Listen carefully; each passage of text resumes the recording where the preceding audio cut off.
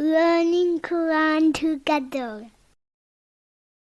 بسم اللہ الحمدللہ والصلاۃ والسلام علی رسول اللہ۔ سورہ قریش یہ مکی صورت ہے، اس کا 1 رکوع اور 4 آیات ہیں۔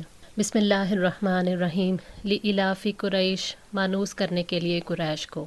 الاف کے معنی ہے مانوس ہونا، عادی ہونا، یعنی کسی کام سے نفرت اور تکلیف کا دور ہو جانا۔ لإلاف قریش، قریش پر جو میرا انعام ہے۔ مجاہد نے کہا الاف قریش کا مطلب یہ ہے کہ قریش کے لوگوں کا دل سفر میں لگا دیا ہے۔ گرمی یا سردی کسی بھی موسم میں ان پر سفر کرنا مشکل نہ تھا اور ان کو حرم میں جگہ دے کر دشمنوں سے بے فکر کر دیا تھا۔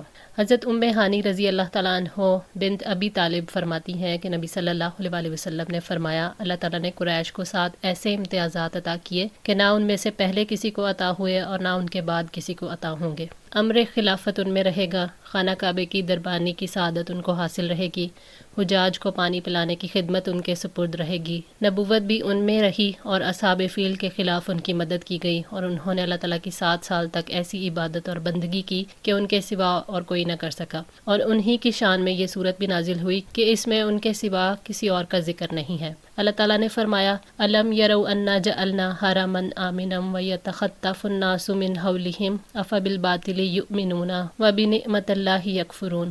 اور کیا انہوں نے نہیں دیکھا کہ یقیناً ہم نے حرم کو پرامن بنایا ہے، حالانکہ لوگ ان کے ارد گرد سے اچک لیے جاتے ہیں، تو کیا وہ باطل پر ایمان لاتے ہیں اور اللہ تعالیٰ کی نعمت کی ناشکری کرتے ہیں۔ سورہ العنکبوت 67۔ ایلافہم، مانوس کرنا انہیں، رحلتا، سفر سے، الشتائی، سردی کے، والصیف، اور گرمی کے، یعنی انہیں گرمی اور سردی کے تجارتی سفروں سے مانوس کر دیا تھا۔ ان کے سفر کا شوق حیرت انگیز ہے اور حرم کی برکت سے سفر میں امن رہنا بھی قابل تعجب ہے۔ قریش کا سردیوں کا سفر یمن کی طرف ہوتا تھا جو گرم علاقہ تھا، اور گرمیوں کا سفر شام کی طرف کرتے تھے کیونکہ وہ ٹھنڈا علاقہ تھا۔ فَلْيَعْبُدُوا، تو ان پر لازم ہے کہ وہ عبادت کریں، رب ھذا البیت، اس گھر کے رب کی، یعنی کعبے کے رب کی عبادت کریں، اس کے لیے عبادت کو خالص کریں اور اس کی توحید پر ایمان لائیں۔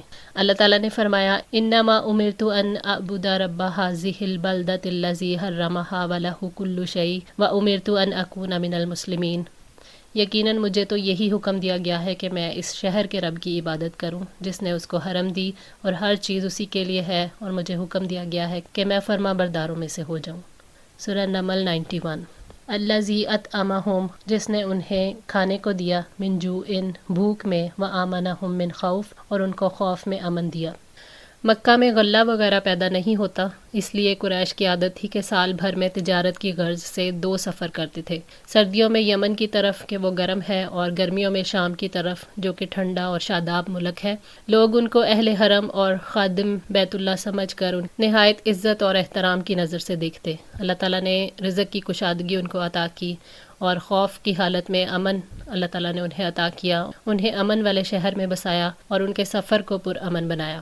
قریش سفر اور حضر میں امن سے رہتے ہیں، یہ تو نعمت انہیں اللہ تعالیٰ نے عطا کی، اس کے گھر کی وجہ سے انہیں رزق اور امن ملتا ہے، اس لیے انہیں اس گھر کے رب کی عبادت کرنی چاہیے۔